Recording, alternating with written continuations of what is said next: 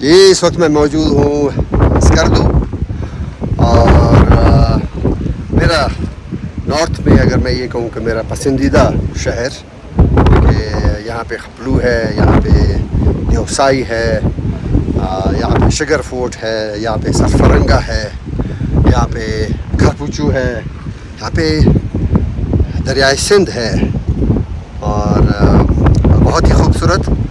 اور یقینی طور پہ میں یہ ساری ویڈیوز اور ساری جو یہاں کا میرا ایک چھوٹا سا سفر نامہ میں کہوں گا اس کو، جو میرا چھوٹا سا سفر نامہ ہے وہ آپ دوستوں کے ساتھ میں شیئر کروں گا. میرا بیٹا نہاد میرے ساتھ ہے اور یہ ہے کافی فارنرز بھی یہاں پہ آتے ہیں، کافی بہت سے لوگ یہاں پہ آتے ہیں.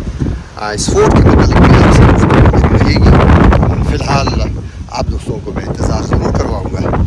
اور دریائے سندھ کی موجیں، دریائے سندھ کا پانی ہمارے پورے یہاں پہ سمجھ لیں کہ پنجاب اور سندھ اور بحر عرب تک یہ پانی جا رہا ہے سیراب کرتا ہوا لہراتے فصل. اور اس کا پانی میں بھی پیتا ہوں اور آپ بھی پیتے ہیں. آج بہت تیز ہوا ہے اور کوشش کر رہے ہیں کہ آپ کی کانوں تک ہماری آواز پہنچ سکے. ہم کھرپچو بالکل ٹاپ پہ آ گئے ہیں. ہمارے دوست ہمارا انتظار کر رہے ہیں اور بہت بہت شکریہ، بہت بہت شکریہ. سلامت رہے. اور آپ نے بہت مشکل جگہ پہ ہمیں دعوت دی ہے، لیکن آبویسلی ظاہر سی بات ہے کہ اگر ہم ہسٹری کی بات کرتے ہیں اور گلگت بلتستان کی بات کرتے ہیں، اگر ہم کھرپوچو کی بات نہ کریں تو بات ادھوری ہو جائے. اور بہت ہی مزے کا ویو ہے پورا گلگت شہر. ستپارہ کی طرف راستہ جا رہا ہے، سرفرنگا اور اس طرف یہ سیاچن اور دیوسائی اور فیلسٹون. اب چونکہ ہم بہت بڑی اہمیت اس میں واقع ہے. یہاں سے چائنا کو بھی سرحد ملتی ہے اور یہاں سے لداخ انڈیا سائڈ پہ بھی، کارگل میں بھی، اور یہاں سے اسوام گلگت بھی جا سکتے ہیں. تو یہ سارے جگہ ہیں.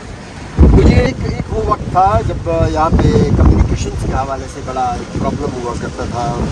بڑی مشکل سے یہاں پہ کوئی ڈاک پہنچتی تھی، بڑی مشکل سے یہاں پہ کوئی پیغام پہنچتا تھا. اس زمانے میں فارنرس کو اٹریکٹ کرنا، فارنرس کو یہاں تک لے کے آنا، پھر آپ ان کو ان جگہوں تک لے کے جائیں ٹورزم کے پوائنٹ آف ویو سے، اس لیے آپ کی بڑی خدمات ہے. اس سرزمین کو، اس خطے کو دنیا تک روشناس کرانا. ایون اگر ہم اپنے پاکستان کی بات کریں تو پاکستان تک لوگوں تک روشناس کرانا، اس میں تو آپ کا بڑا کردار ہے. ذرا اس کی کہانی بتا دیں، خاص طور پہ ٹورزم پوائنٹ آف ویو سے. ٹورزم پوائنٹ آف ویو سے یہ جو نیا جب ٹورزم کا آغاز ہوا پاکستان کے اندر، تو اس وقت سے میں نے اس ٹورزم میں دلچسپی لینا شروع کر دیا.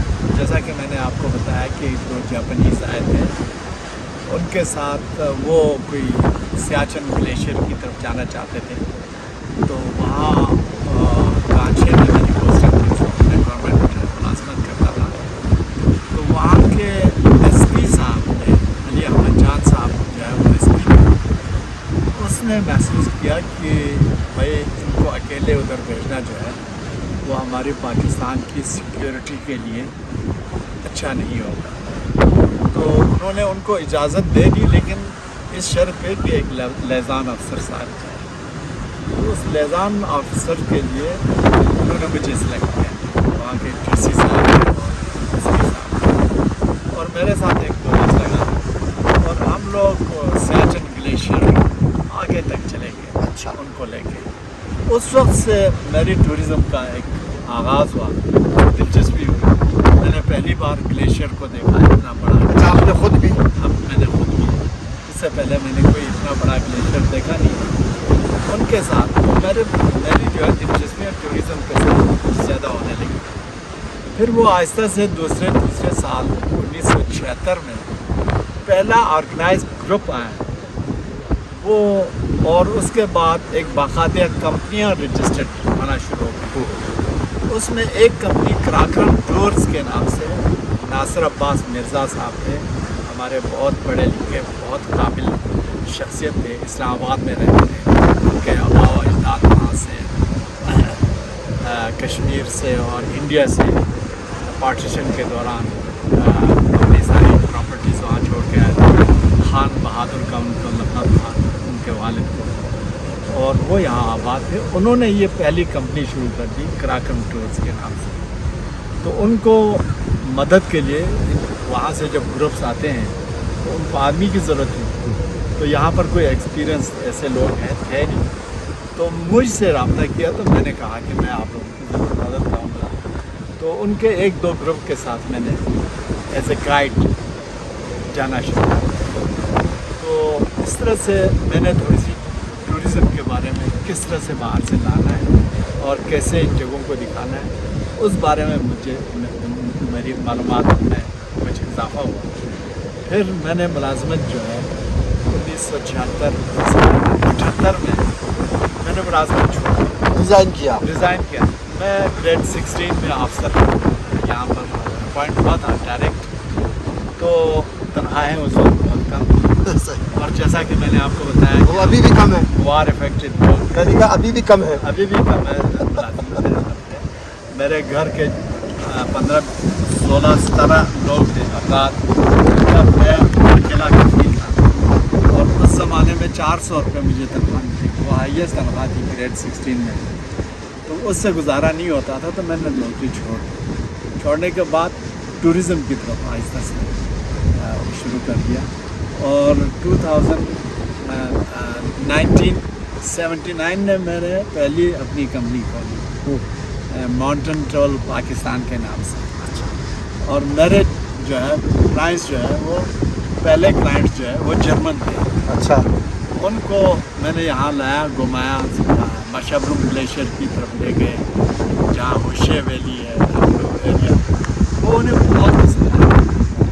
और उन्होंने मेरी फिर वो वापस जाने के बाद इतने खुश होके गए कि मुझे उन्होंने वहाँ दावत करके ले गए। मैं जब वहाँ पहुँचा तो उनके घरों के ऊपर आई लाइक बल्तिस्तान के स्टिकर्स लगे हुए। कमाल है। आई लाइक दुमसुम एक जगह है, कैंपिंग साइट थी, वहाँ 2-4 दिन हमने कैंपिंग किया था। वो बहुत खूबसूरत जगह थी मशबरुम ग्लेशियर की। उसमें उसके नाम से आई लाइक दुमसुम, आई लव दुमसुम के नाम से स्टिकर्स उनकी गाड़ियों में लगे हुए, रुकसैक्स में लगे हुए, सूटकेसेस में लगे हुए।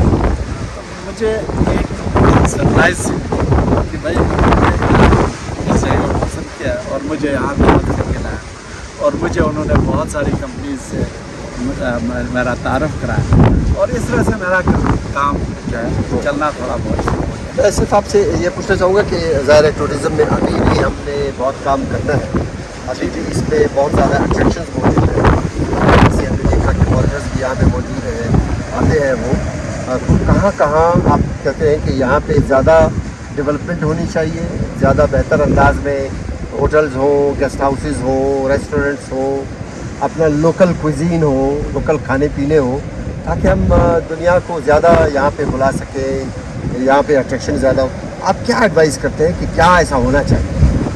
मैं सबसे पहले मेरी गवर्नमेंट से गुजारिश है, पहले तो हमारी बहुत मुश्किलात थी पुराने ज़माने में। एक तो कम्युनिकेशन का सिस्टम जो है, न उस ज़माने में कोई इंटरनेट का निज़ाम था, न कोई और कोई निज़ाम था, सिर्फ ख़त और किताबत के ज़रिए अपने क्लाइंट्स के साथ हमारा रब्ता होता था। वो वहाँ से ख़त भेजते थे, तो वो 15-20 दिन के बाद हमें यहाँ आता था। हम यहाँ से ख़त लिखते थे 15-20 दिनों के बाद वहाँ। तो साल पहले से वो सारा प्लानिंग करनी होती थी हमारे इस इलाके के लिए। तो यहाँ पर रोड कम्युनिकेशन का सिस्टम जो है वो स्पेशली बल्तरो ग्लेशियर K2 बेस ये एक बहुत बड़ा एक चैलेंज है उस रोड पे अस्कोली तक जाना। तो अभी भी है और वो उसको सबसे ख़तरनाक पोर्शन जो है पैदल चलने का, ग्लेशियर पे जाने का, वो इतना नहीं है जितना यहाँ से अस्कोली तक पहुँचने का, क्योंकि जीप के रास्ते पर तंग है, बड़े हादसात हुए हैं। जगह जगह पैदल भी सुना कुछ, नाले हैं। पैदल भी सुना कुछ 6-7 दिन का। 6-7 दिन का है। उससे आगे तो वो अस्कोली जो है लास्ट पॉइंट है जीप से जाने का, उससे आगे पैदल नहीं जाते। तो अभी तो वो आगे कुछ आगे भी उन्होंने वो जीप रोड बना लिया, जीप रोड तो गया है, लेकिन उसको प्रॉपर तरीके से वो अभी तक नहीं हुआ। अभी तक नहीं हुआ है। यहाँ आपसे हमारी गुफ्तगू का एक सिलसिला जारी रहेगा। अब यहाँ से मूव करेंगे, फिर कहीं और बैठ के हम इसी टूरिज्म के हवाले से मज़ीद गुफ्तगू को आगे बढ़ाएंगे। बहुत आइए। बिल्कुल सर, चलिए।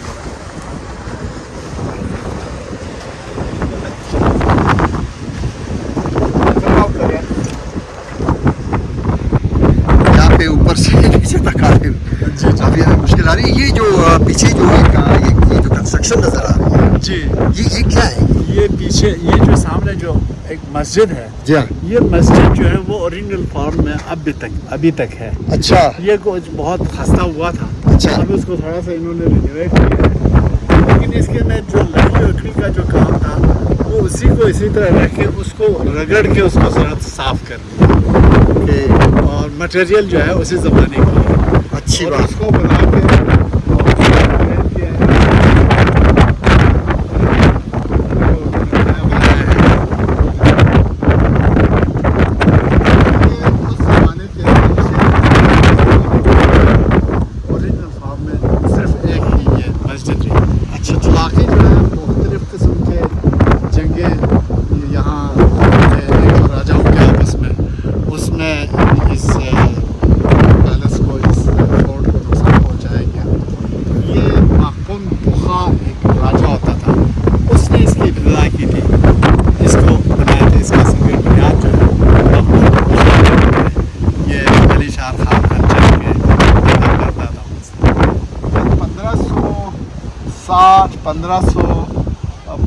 में अली शेर खान अंजन ने इसको दोबारा से रिनोवेट किया है, और इसके 9 मंजिलें बनाई हुई थी यहाँ पर, और मुख्तलिफ रास्ते थे, खुफिया रास्ते, टनल बनाए हुए थे बाहर जाने का, और पानी लाने के लिए दरिया सिंध वो नज़र आ रहा है, दरिया सिंध से पानी लाने के लिए उसमें भी टनल लगा हुआ था, और यहाँ बड़े बड़े तालाब जो है वो अभी तक ओरिजिनल फॉर्म में आपको नज़र आएंगे। ठीक है, उनके हम शॉर्ट्स लेते हैं, लेकिन हम अभी मज़ीद गुफ्तगू हमारी जारी रहेगी। बिल्कुल सर, ठीक है। चले।